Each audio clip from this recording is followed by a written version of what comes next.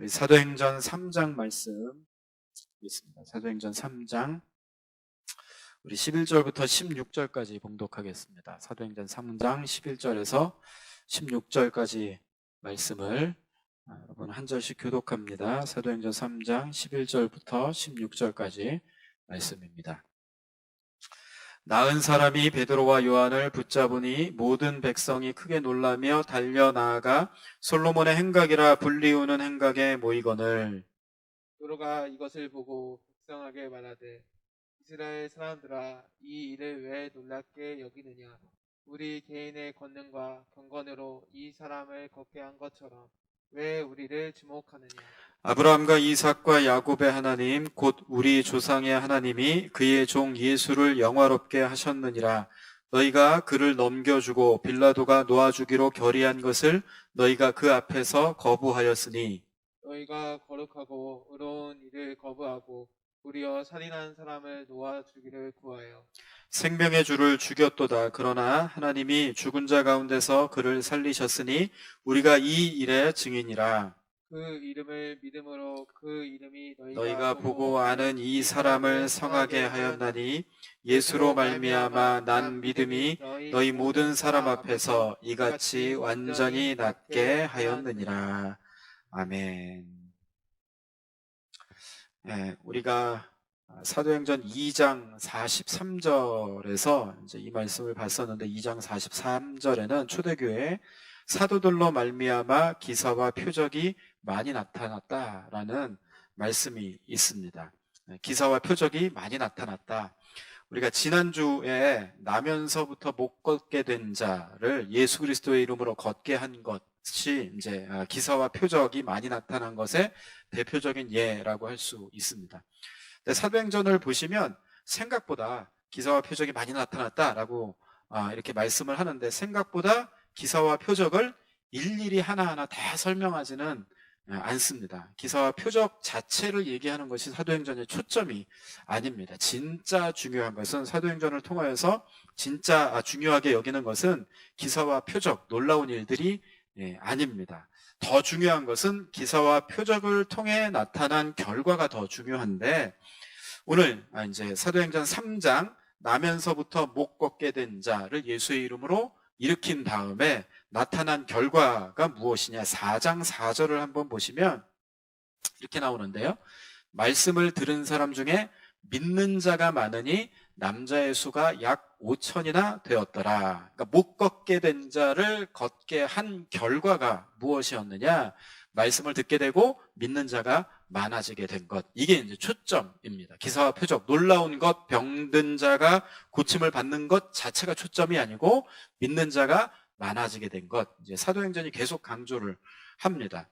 이후에 사도행전에 나타난 치유의 일들 가운데에서도 이제 계속 반복이 돼서 강조되고 있는데 9장 36절 37절을 보면 다비다라 하는 여제자 이야기가 나옵니다. 이제 죽었다가 살았는데 9장 36절 37절을 보시면 욥바에 다비다라 하는 여제자가 있으니 그 이름을 번역하면 도르가라. 선행과 구제하는 일이 심히 많더니 37절에는 그때에 병들어 죽음의 시체를 씻어 다락에 누이니라. 다비다, 다른 말로 도르가라고 하는 여제자가 죽었습니다.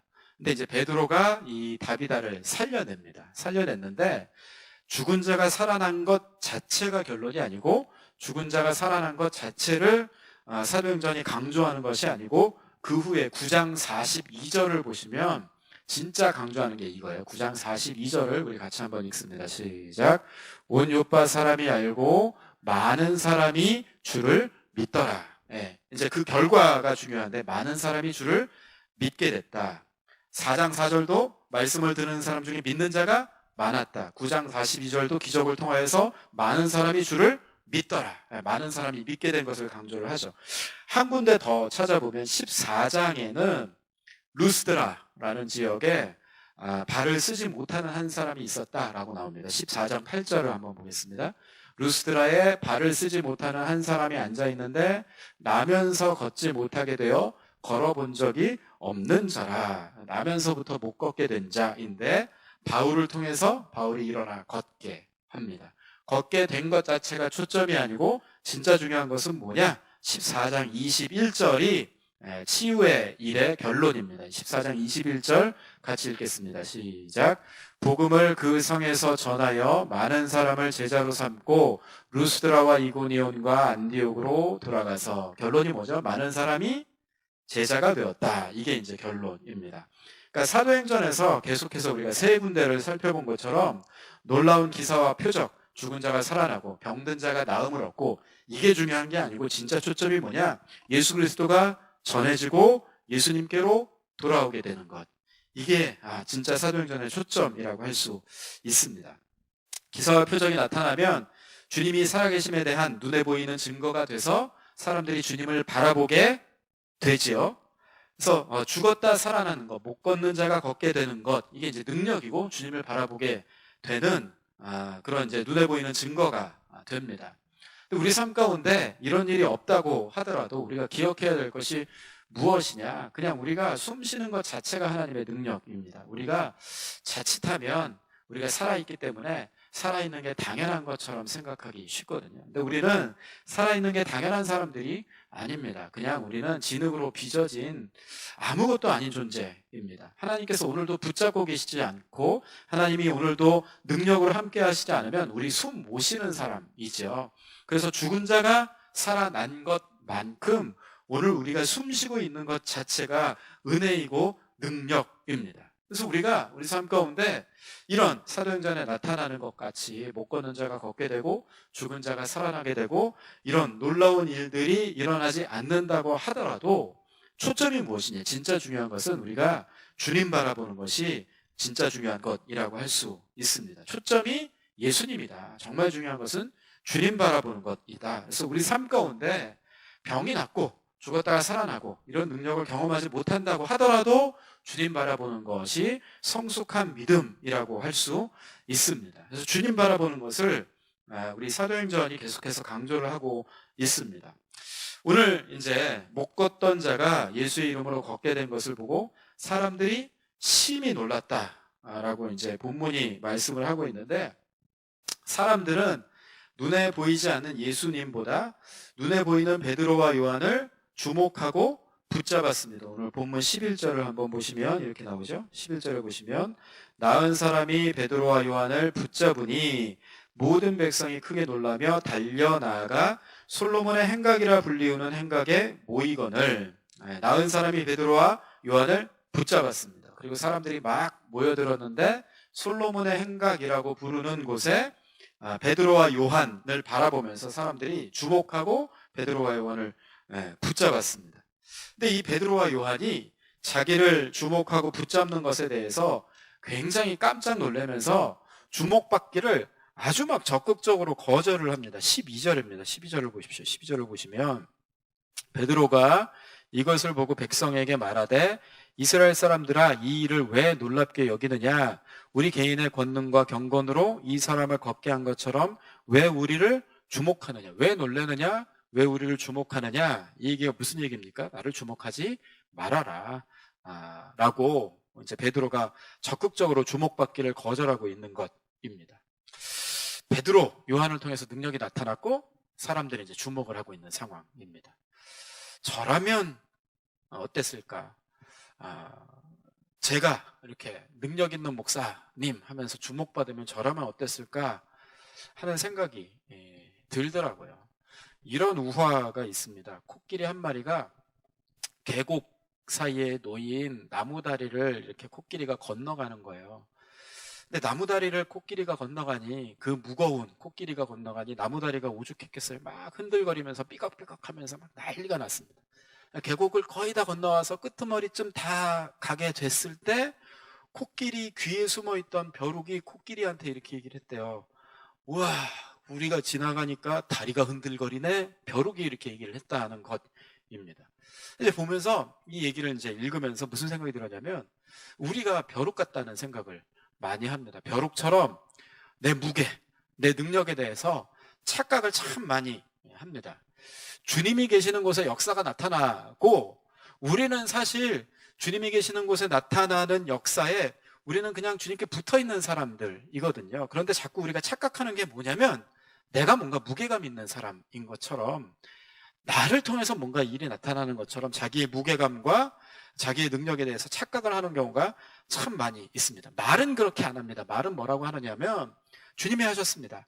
다 하나님의 은혜입니다 라고 말은 하는데 속으로 무슨 생각하냐, 그래도 내가 뭔가 특별하니까 나를 통해서 능력이 나타나겠지, 역사가 나타나겠지 라고, 저는 그랬을 것 같아요. 저는 특별한 목사라고 스스로 생각을 했을 것 같습니다. 다 주님이 하셨습니다 라고 겸손을 떨면서도 속으로는 뭔가 내가 특별한 게 있을 것이다 라고 속으로 생각하면서 사람들이 주목하는 그 주목을 즐겼을 것 같습니다.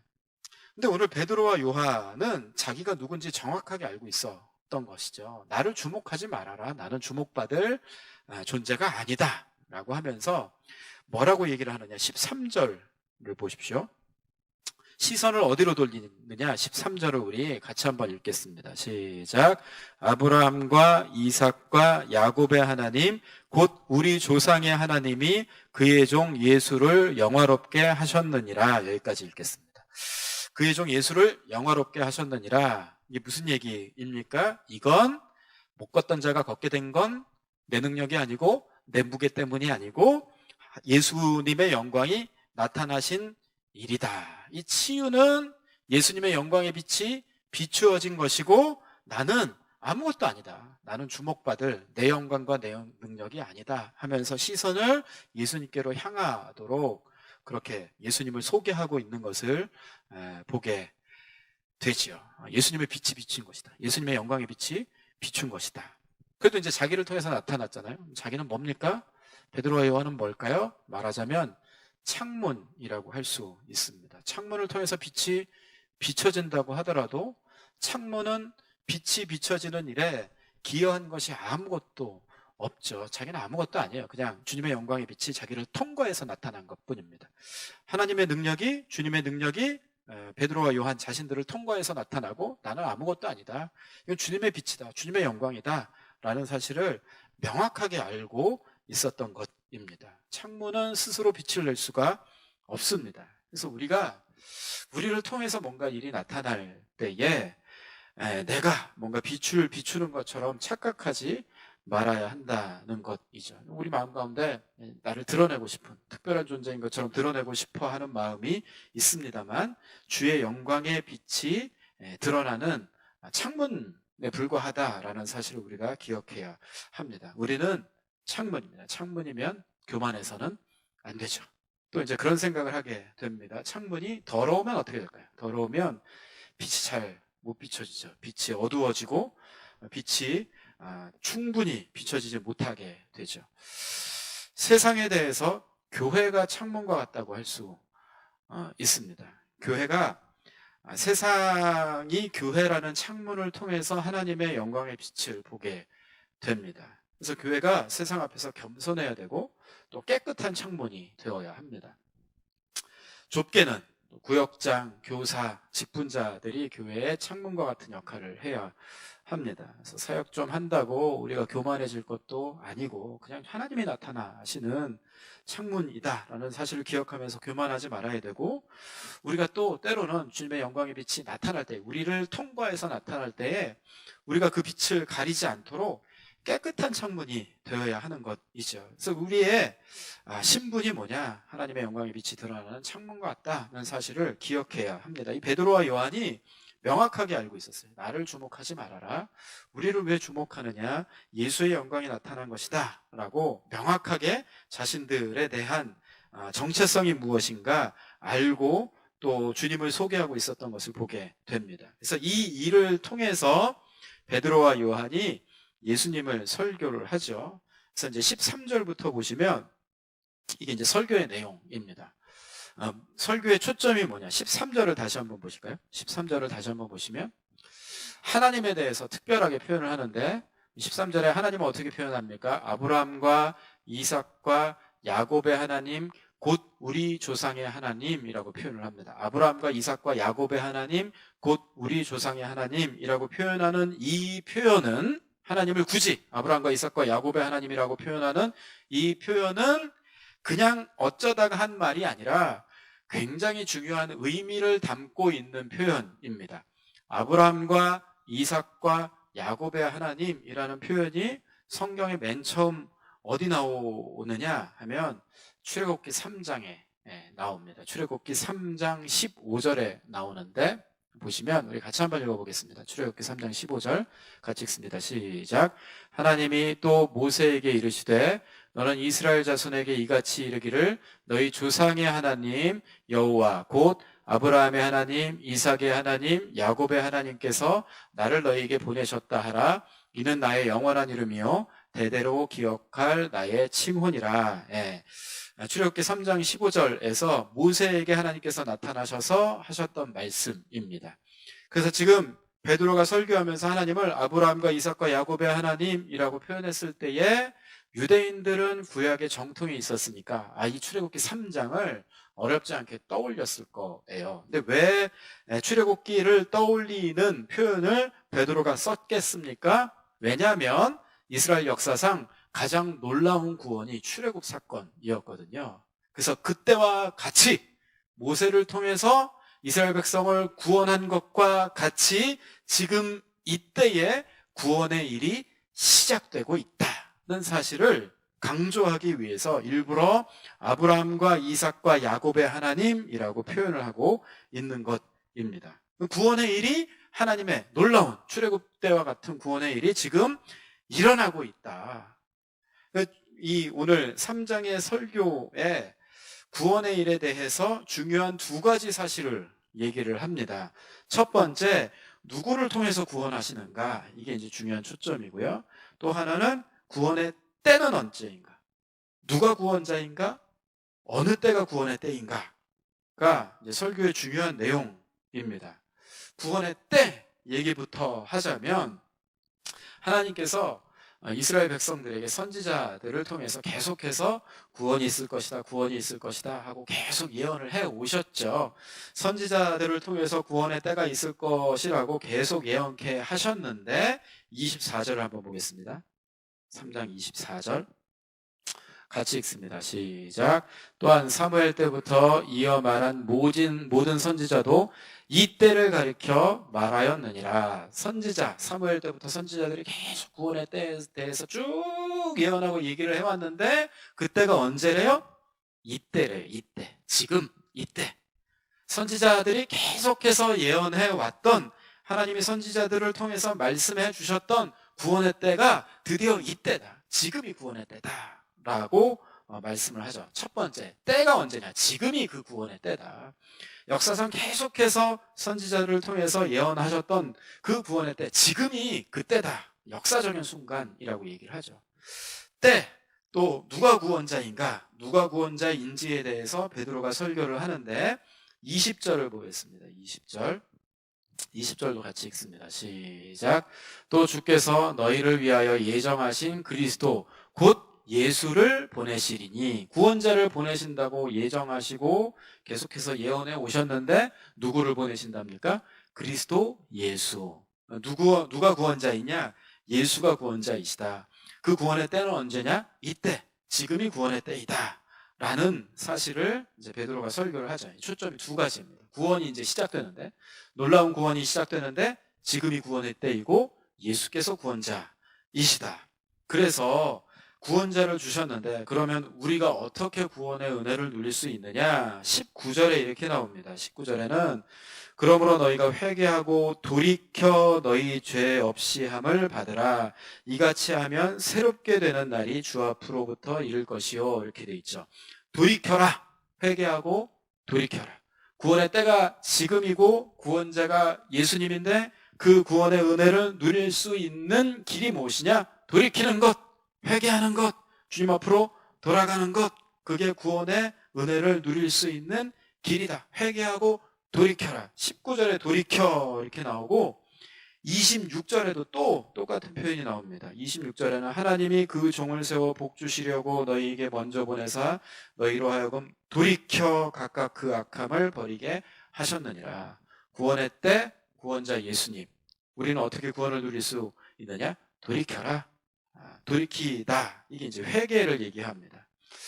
회개는 한 번 하고 끝나는 것이 아닙니다. 회개는 돌이키는 삶은 성도의 삶의 양식입니다. 그래서 한번 회개하고 끝! 이제는 회개 안 해도 된다는 것이 아니고 성도들은 날마다 주님 앞으로 돌이켜서 돌아가야 하는 것이죠. 우리가 세상을 살다 보면 어느샌가 주님과 멀어지고 주님을 잊은 채로 살아가기 쉽습니다. 우리는 영적인 건망증 환자입니다. 자꾸 잊어버려요. 주님 앞에 살아가야 된다는 사실을 자꾸 잊게 됩니다. 자꾸 잊고 주님을 멀리하게 되면 우리가 구원의 은혜를 충분히 누릴 수가 없죠. 그때마다 돌이켜야 하고 그때마다 회개해야 하고 그 가운데 우리가 충만한 하나님의 은혜를 다시 누릴 수 있다는 것입니다. 돌이키는 것이 성도의 삶의 중요한 양식이라고 할 수 있습니다. 오늘도 하나님 앞에 돌이켜서 회개하고 주님 앞으로 돌이켜 가까이 가는 은혜를 누리는 성도님들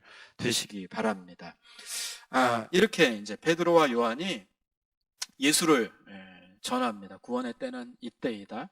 구원자는 예수 그리스도이시다. 예수 그리스도를 통하여서 예전에 출애굽 때와 같이 놀라운 구원의 일을 하나님께서 일으키신다. 이걸 이제 설교를 이렇게 쭉 하죠. 설교를 쭉 해나가는데 예수를 전할 때에 두 가지 일이 일어납니다. 4장 2절 3절 이렇게 설교한 후에 나타난 결과인데 4장 2절 3절을 보시면 2절에는 예수 안에 죽은 자의 부활이 있다고 백성을 가르치고 전함을 싫어하여 4장 3절을 같이 읽겠습니다. 시작. 그들을 잡음에 날이 이미 저물었으므로 이튿날까지 가두었으나 그들, 이제 베드로와 요한, 예수님을 전했던 베드로와 요한에게 어떤 일이 일어났느냐? 감옥에 갇히게 되는 일이 벌어졌습니다. 처음에 이제 제자들이 예수님 따를 때 제자들은 어떤 사람들이었죠? 서로 누가 크냐 하고 논쟁하는 사람들이었습니다. 내가 큰 사람이다. 큰 자리를 차지하고 싶어하고 큰 자가 되고 싶어 했던 사람들이었습니다. 예수님께서 고난받으시기 위해서 예루살렘에 가까이 가실 때 제자들은 예수님이 예루살렘에 가셔서 왕 되신다고 생각을 하고 예수님께 가서 이제 얘기를 하죠. 뭐라고 했느냐? 주님이 왕 되시면 좌편과 우편, 좌의정, 우의정, 주님의 높은 벼슬 한 자리 나한테 주십시오 라고 이렇게 요청을 했던 사람들이 예수님의 제자들입니다. 그런데 지금 예수님으로 인해서 크고 높은 자리를 차지하기는커녕 낮고 낮은 작은 신세가 되어서 감옥에 갇히게 됐습니다. 근데 예수 때문에 높은 자리 차지하는 것이 아니라 예수님으로 인해서 감옥에 갇히게 됐는데 이 제자들의 모습을 보면 높은 자리를 차지하지는 못했다 하더라도 오히려 초라해 보이지가 않습니다. 훨씬 더 능력 있어 보이고 훨씬 더 귀히 쓰임받는 인생이 된 것을 보게 됩니다. 계속 이제 4장을 보시면 감옥에 갇히게 되었으면서도 얼마나 당당하고 얼마나 담대한 모습을 보이는지 모릅니다. 감옥에 갇혔지만 능력의 사람이 된 것을 우리가 보게 되죠. 이렇게 예수로 인해서 감옥에 갇히게 되었는데 그렇게 됐더니 4장 4절을 같이 읽겠습니다. 같이 읽습니다. 시작. 말씀을 들은 사람 중에 믿는 자가 많으니 남자의 수가 약 5천이나 되었더라. 이렇게 이제 감옥에 갇히게 되고 낮고 천한 위치에 처하게 됐는데 그들을 통해서 남자만 5천 명을 변화시키는 하나님의 손에 크게 쓰임받는 자가 된 것을 우리가 보게 되지요. 자기가 낮아졌지만 초라하고 정말로 낮은 인생이 된 것이 아니고 오히려 하나님의 손에 놀랍게 쓰임받는 위대한 사람들이 된 것을 우리가 보게 됩니다.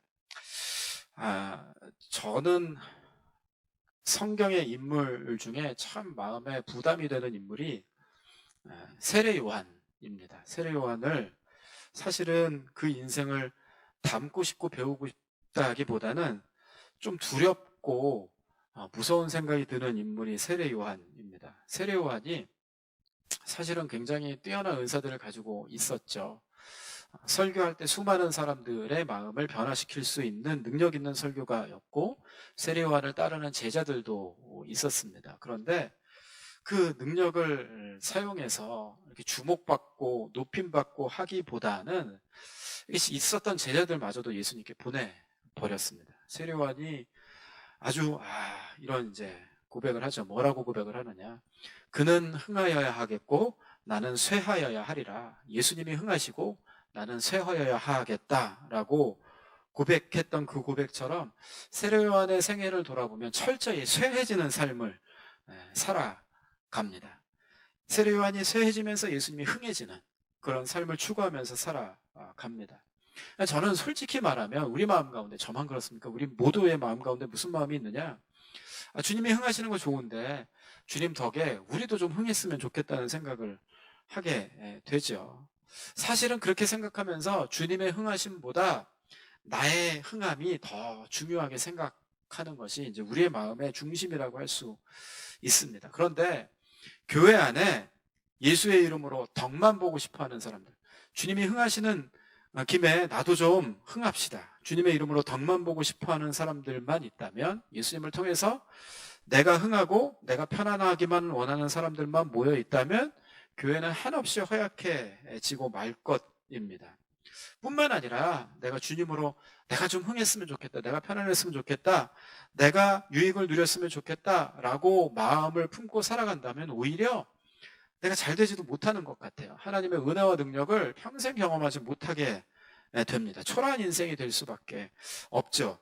반대로 주님이 흥하시고 주님의 영광을 위해서, 주의 나라를 위해서 내가 쓰임받기를 원합니다. 고난의 자리라 하더라도, 오늘 베드로와 요한이 그랬던 것처럼 감옥에 갇히고 고난당하고 어려움을 겪는 자리라고 할지라도 주님께서 드러나시면 내가 그 자리를 마다하지 않겠습니다. 하나님께서 흥하시는 것을 내가 기뻐합니다 라는 마음의 태도를 가지고 살아갈 때 오히려 하나님의 능력을 경험하게 되는 것이지요. 그래서 우리가 주님을 섬기면서 먹든지 마시든지 무엇을 하든지 주의 영광을 위하여 하라. 내가 흥하든지 쇠하든지 하나님의 영광을 우선순위에 두는 삶을 살아갈 때에 하나님의 나라가 흥할 뿐만이 아니라 우리 삶도 참 주의 능력을 경험케 된다는 것을 기억해야 할 줄 믿습니다. 복음이 위기를 만난 상황입니다. 교회가 어려운 상황이고 복음이 전해지지 않는 시대라고 이야기를 합니다. 이 시대에 교회에 하나님 앞에 필요한 사람, 하나님이 찾으시는 사람이 누구일까? 주님의 흥하심을 가장 중요하고 귀하게 여기는 사람을 하나님께서 찾으신다고 믿습니다.